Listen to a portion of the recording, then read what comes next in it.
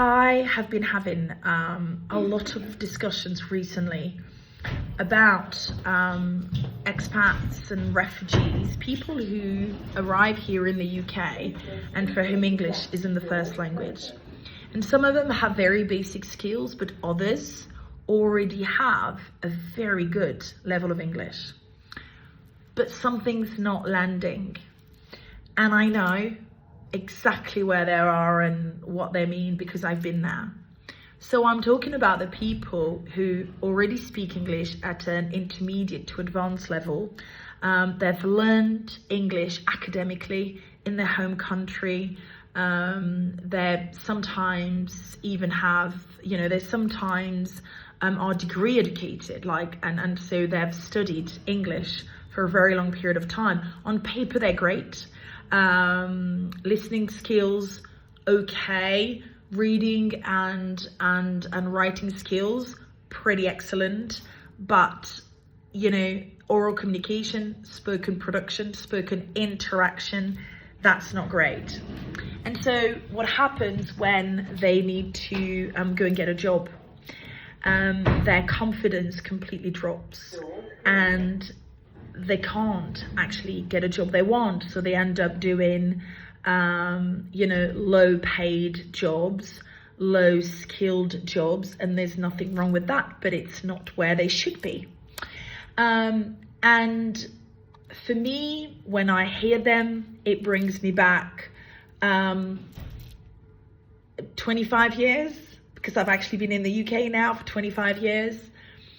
And I've gone to job interviews where I thought to myself, this isn't me. I would leave an interview thinking that person who just spoke to these people, was it really me? Because that person sounded dumb. It's a really strange feeling. And I think that if you are a non-native speaker and you've been in the UK and you've looked for a job in the past, you will know exactly what I mean. It's quite a terrifying thought to go for an interview where you go and sell yourself and promote your skills and your expertise and your experience, and then you feel good about this and it's a job you really want, and then you leave the building and you've got this awful feeling that you haven't been able to sell yourself, but not because you don't have all these skills, not because you don't have the required level, but because you can't speak it, you can't express it, you can't have an impact, you can't sound very decisive in what you say. It's awful.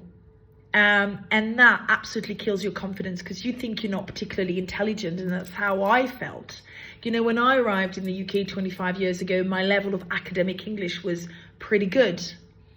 But when I was going to job interviews, I wasn't really myself, because what was coming out of my mouth wasn't really who I was or what I was trying to express.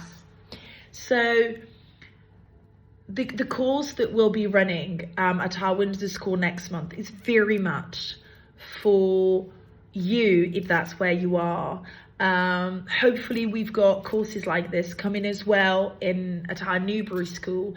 But what we want to do is, we don't want to go back to English basics. We don't want to run a traditional course. We want to pinpoint all that you need so you can feel very confident speaking the language.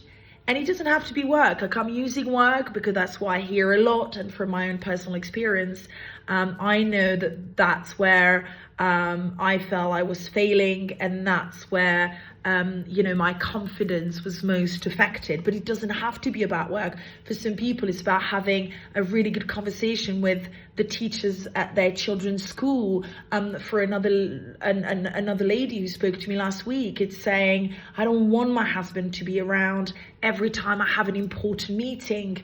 I want to stand up for myself. I'm able to do this in my home country. I want to be able to do it in English. So this is what our English confidence course is all about. If you want to know more, please reach out. And if you just want to talk about how you feel about your level of English, for all that I've just told you, and you can relate to that, my stories and the stories of others, then I'd love to hear from you, just to have a chat. Take care.